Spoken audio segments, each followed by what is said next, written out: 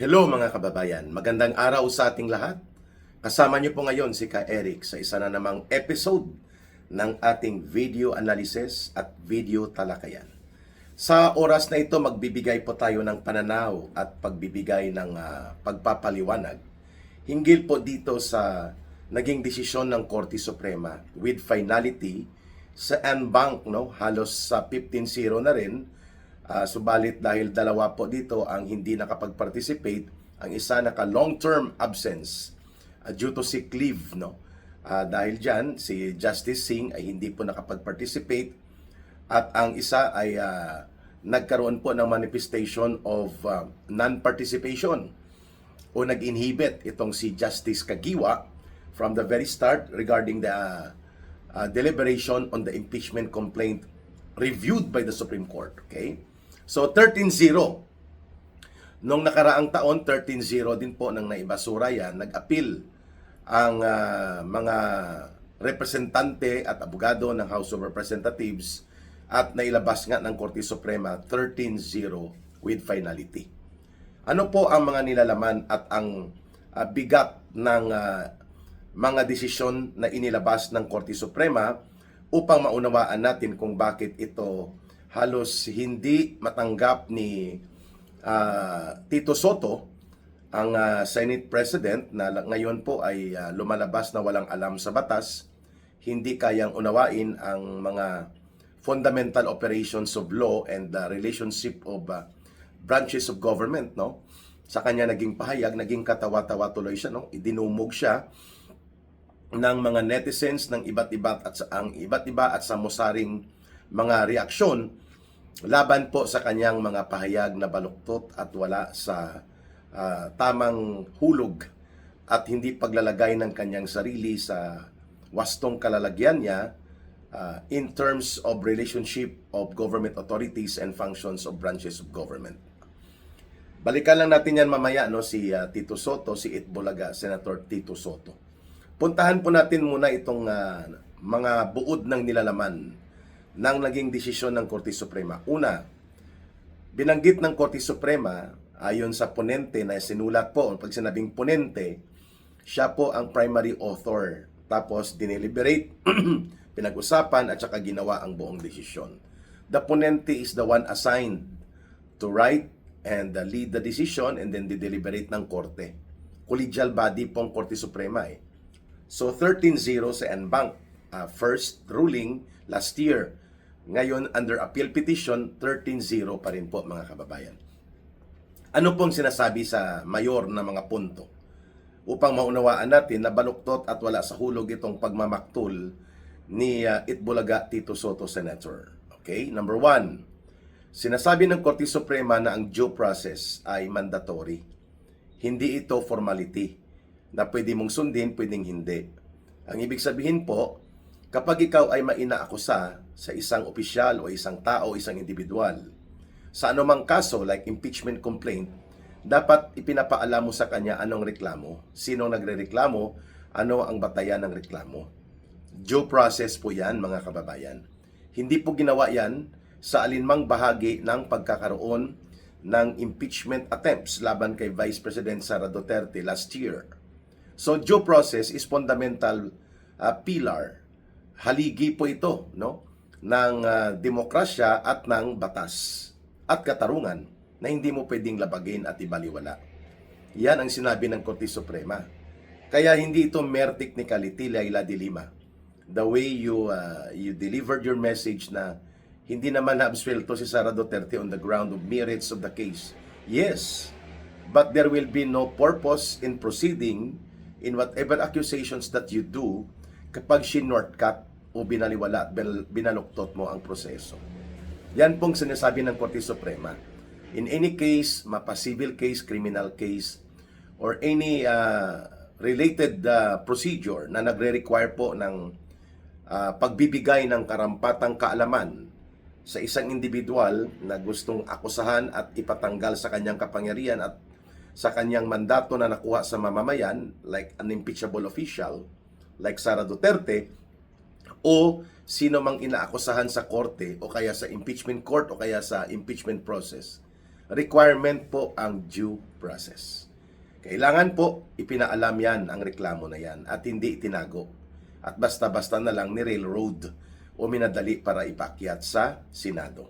Pangalawa, binabanggit din po na ang due process, nagre-require po yan na ang hustisya at pananagutan na gusto mong gawin o gusto nating kunin sa isang tao ay hindi nilalabag ang diwa ng batas na kailangan kung ano pong nakasaad dyan, halimbawa patas at may karapatan na magdepensa, maglatag ng pagtatanggol sa kanyang sarili laban sa akusasyon, ibibigay mo yan sa akusado. Kay Sara Duterte, hindi po yan sinunod. Walang committee hearing, walang committee referral na nangyari na dapat inirefer yan sa Committee on Justice. Dineliberate, nagkaroon ng presentation ang mga akusado at in-inform ang inaakusahan. For that matter, si Vice President Sara Duterte. Di ba? Dapat inimpormahan po siya. At hindi nangyari yan, wala din pong plenary discussion. Ang malala pa, wala din pong attachments ng mga complaints and evidence na isinumite ng mga complainants. Sapagkat binadali nila, nagkaroon sila ng deadline na bago mag-break noong February 7, 2025, ay ipapahabol nilang isalaksak sa Senado para ikalendaryo kaagad at magkaroon ng technical na difficulties si Sara Duterte para habulin yon dahil sarado na ang or nag-break ang sesyon ng Kongreso. Ayun, nakita yan ng Korte Suprema, bakit hindi kayo nag-attach ng complaints and evidence na dapat may copy furnish ang inaakusahan, kagaya po dyan sa kaso ni Sara Duterte, wala. At ang mga kongresistang pinapirma ay hindi naman po naka-attach yung complaints and evidence or attachments, no? At wala pong deliberation, even plenary presentation. Pag sinabi pong plenary presentation, sa loob ng Kongreso, wala. So lahat yan, due process po yan, no? Hindi pwede na gusto mo lang papanagutin si Sara Duterte, ay pwede mo nang i-shortcut at baliwalain ang mga fundamental na requirement ng katarungan, hustisya, batas, at pati na po ang nakasaad sa saligang batas that the principle of due process and equal protection of law must be afforded to every individual, including the Vice President. Ayun. So wala po, hindi nangyari yan, kaya baluktot, minadali, hindi pa nga na-include yung supposedly expose ni Congressman Toby Chanco, no? Nang binanggit niya na hindi lang 90 billion pesos ang pinanggamit na panunuhol mula sa pundo ng ating pamahalaan in the guise of ayuda and infrastructure projects, no? Sa bawat kongresista, umabot daw ito according sa pagpapahayag in public interviews na ginagawa po ni Congressman Toby Chanco ng 209 billion pesos. Mga kababayan, meaning to say, hindi pa na-consider ng Supreme Court ang pandaraya, panunuhol, sapagkat ito po ay hindi ibinahagi ni Congressman Toby Chanco as an attestation to the Supreme Court para i-consider ito. So hindi po ito naipasok. Diyan pa lang foul na talaga, no? Hindi magsasagawa ng pagpapa-interview pampubliko in media briefings and interviews na ginagawa niya si Congressman Toby Chanco kung walang batayang katotohanan. Mantakin mo, sasabihin mo na pinamunuan ni Martin Romualdez ang panunuhol sa mga pirma ng mga kongresista para makuha ang pirma nila, pinanuhulan sila. On the average between 150 million pesos to 200 million pesos in terms of projects lang daw ito. Pero alam natin na hindi gagalaw si Martin Romualdez ng ganong kagaspang at kabulastog na mga taktika nang hindi yan bahagi sa taktika nila ni Marcos Jr.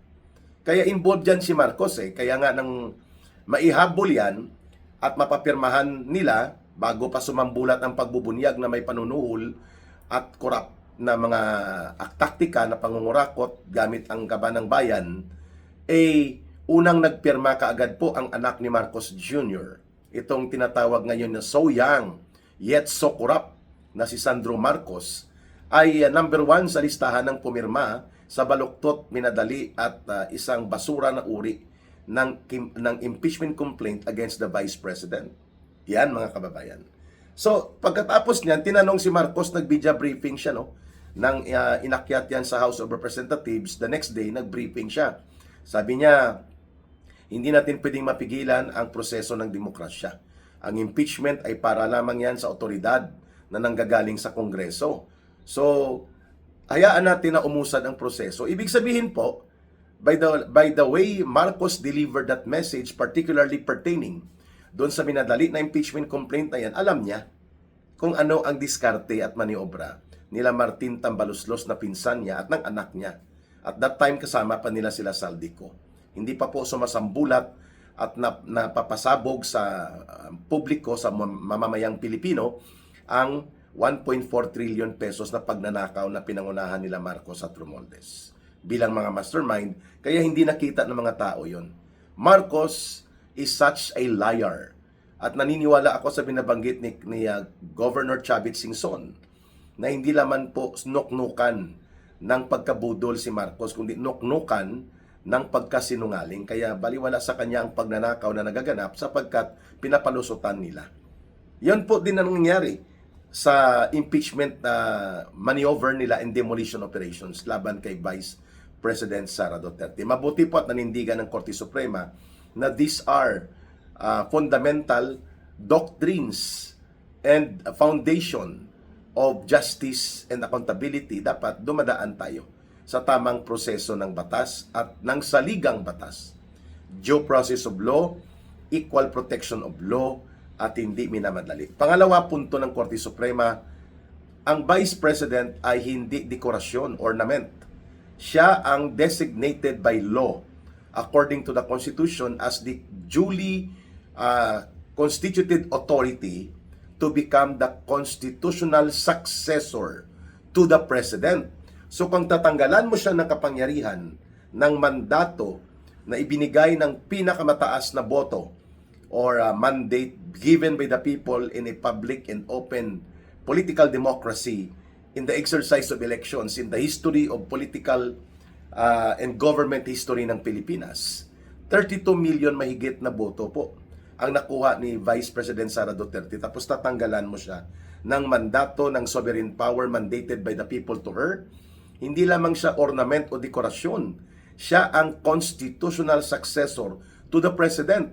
Dapat dumaan ka sa tamang proseso, sa tamang katarungan at tamang pananagutan, hindi sa pangbabraso, hindi sa pangbubudol. Yan ang sinasabi ng Korte Suprema. The mechanism on impeachment, which is intended na magkaroon ng pananagutan ang sino mang impeachable official. And then, as a matter of review and reference, ang mga impeachable officials sa Pilipinas po sa ating konstitusyon ay ang Presidente, ang Vice President. And then, ang Supreme Court Chief Justice at mga Justices ng Korte Suprema. And then, ang Commission on Audit, ang Ombudsman, no? Ang Ombudsman mismo. And then, ang Commission on Civil Service, and then ang COMELEC Chairman at mga Commissioners ng COMELEC. Sila po ang mga impeachable officials.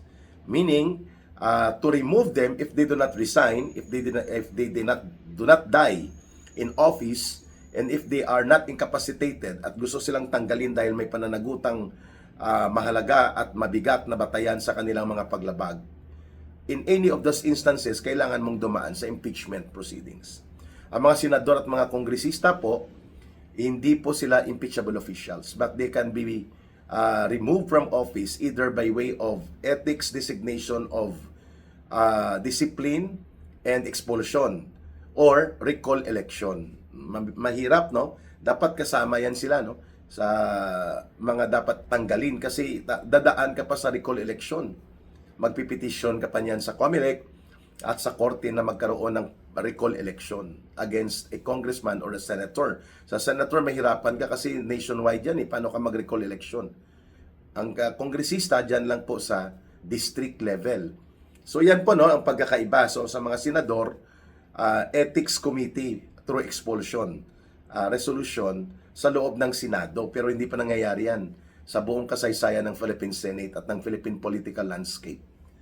Mga kababayan, pangatlong punto ng Korte Suprema, maliban sa due process of law, maliban sa dapat nirerespeto ang opisina, you may not respect the person there personally, but you have to respect the duties and sovereign authority provided and given by the people to the office of the Vice President. dahil siya ang constitutional successor to the president.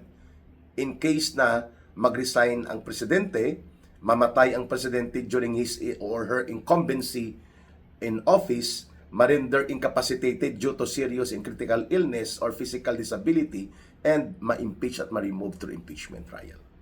Yan po ang mga sinasabi ng batas. Hindi yan sinunod at hindi yan kinilala ng Senado at ng Kongreso ng House of Representatives. Ang pangatlong binanggit ng Korte Suprema, mabigat po ito mga kababayan.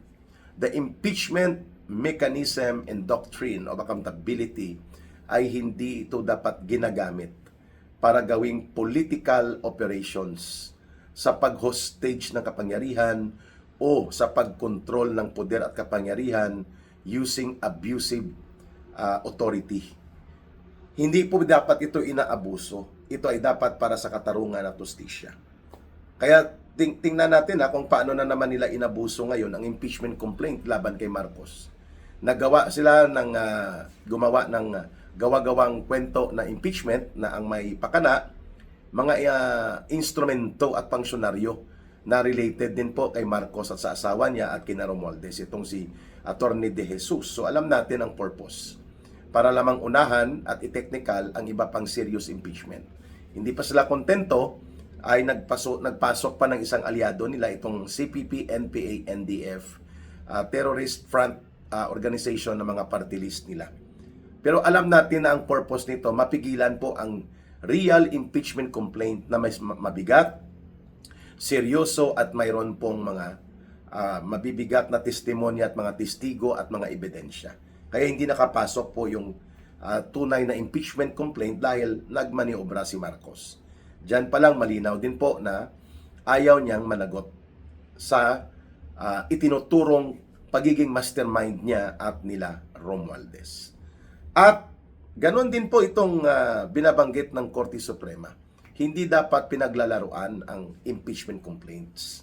Hindi dapat ginagamit for political weaponization to establish control and grip of power so that your political rivals, dahil hindi mo kayang tatalunin sa eleksyon kapag naganap ang eleksyon, either snap elections o kaya eleksyon para sa 2028, hindi nila kayang talunin o matatanggal through popular and open election si Sara Duterte, gagamitin nilang impeachment sa pandaraya nito at hindi pinayagan ng Korte Suprema yan. Mabutit hindi rin po naging sunod-sunuran ang Senado. Ibinalik sa kanila, remanded nung last year at hindi na po yan nakausad. And today, the final hit on the head of the coffin, ang palo sa lubusang pagkalugmok at pagbabaon sa hukay ng basurang impeachment nila Marcos at Romualdez na sila ang may pakana laban kay Vice President Sara Duterte last year ay ibinasurang tuluyan ng Korte Suprema. Maraming salamat sa paninindigan ng Korte Suprema, bagamat maraming issue dyan na nakapending na dapat pinanindigan din nila. Yung Budget 2025 review, wala pang desisyon, Yun po ang pinakakurap at pinaka-estafa na budget na kinurakot ng tunutudo at dyan po pumasok ang instruction ni Marcos na 100 billion pesos. Kay Saldico at kay Romualdez na ipasok nila. Hindi rin po na-rule pa ang iba pang usapin tungkol sa pagpapadukot kay Pangulong Duterte ni Marcos Jr. gamit po ang pakikipagsabwatan nito sa isang bogus entity in as far as government and sovereign authority of the Philippine Republic is concerned. The ICC is a bogus entity because we do not have any treaty obligations left with this kind of entity noong 2019 March pa. Pero pinilit ni Marcos. Hindi pa na-rule po yan ang mga ganyang usapin, mga kababayan. Pero importante po, nag-rule din ng Korte Suprema tungkol sa PhilHealth.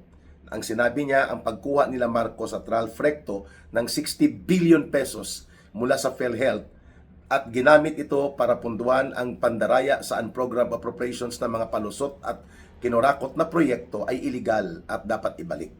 Ang problema lang ang nagbalik taong bayan kasi kinarga niyan sa 2026 budget. Pero yung pagkuha ng 60 billion pesos, sinabi ng Korte Suprema, pananagutang kriminal yan. Kasi yan ay technical malversation, equivalent to graft and corruption. Pero hindi yan sana ang isa sa mga grounds ng pagpapa-impeach kay Marcos Jr. Kinuha pa nila ang 117 yata if I'm not mistaken, hindi lang 109 billion pesos sa Philippine Deposits Insurance Corporation. Kagaya ng PhilHealth, ginamit ito sa flood control nila na ghost projects nila Marcos at Romualdez at ng mga kasamahan nila sa sindikato sa pangungulimbat at pandarambong sa pundo ng mamamayan. So mga kababayan, kailangan natin kilalanin that the Supreme Court sometimes may be slow and selective, no, na gumawa ng categorical decision, pero when time calls for them to act in order to defend the foundations of democracy at mapigilan po ang pang-hijack sa batas, weaponization of the law by abusing authority and in circumventing the law in order to use the law para gamitin sa political operations and demolition job laban sa kalaban nila sa politika like ang mga Duterte, ang Supreme Court naninindigan na rin po. And that is now a big problem on the part of Marcos na hindi na niya nakokontrol ang Korte Suprema. Ang dating nagmamaniobra niyang layason dyan ay sinipa na rin nila dahil may mga bagahe din sa involvement sa infra projects na pinagkakitaan. Si former Supreme Court Chief Justice Bersamin na naging Executive Secretary ni Marcos bago ito sinipa nila at inihulog na sa kapangyarihan. Magbabalik po ang ating video analysis at video talakayan with Ka Eric. I hope nakapagbigay tayo ng kaalaman at pananaw na tama that in times of critical need to defend democracy and abuse of power will be repulsed, no, mapaatras natin, we need also to rely on the wisdom and courage of Supreme Court to stand up for democracy. Ayan ang hindi matanggap ni Tota Sotto. So suggestion natin kay Tota Sotto, mag-aral ka na lang ng batas kahit hindi ka pa maging abogado para hindi puro komedyante ang opinion mo at nakakahiya sa opisina na nire-represent mo. Nag-Senate President ka pa. Mabuti lang sana kung ang opinion mo ay bilang komedyante sa Itbulaga at school bukol, hindi bilang nagre-represent ka ng institusyon ng Senado. Maraming salamat mga kababayan sa inyong pagsubaybay, pagtangkilik at pagsuporta sa Ka Eric Celis YouTube channel at sa ating live stream na ginagawa joint sa Facebook na Ka Eric Jeff Celis at sa YouTube channel na Ka Eric Celis YouTube channel every night, basta ba hindi lang conflict of schedule, 9:30 ng gabi Philippine Standard Time. Sa lahat ng gustong tumulong at sumuporta maliban sa pagpapamember sa channel ni Ka Eric sa YouTube for membership subscription, sa pag-promote ng ating videos, you can also support ang ating Bangon Sambayanan People's Movement. Ang ating GCash line and support coordination line ay 0916-308-7710. Uulitin ko po 0916-308-7710. Kay Rohilda Celis po, Langging, diyan na rin po ang ating coordination, diyan na rin po ang GCash line. Mahalin natin ang bansang Pilipinas, walang ibang magmamahal nito, kundi tayo ring mga Pilipino. Para sa Diyos at sa Pilipinas nating mahal, may God bless everyone and may Allah will be with those who are Muslim brothers and sisters na nanonood at nakikinig ngayon. Mabuhay ang sambayanang Pilipino. Bye for now. Ito po si Ka Eric.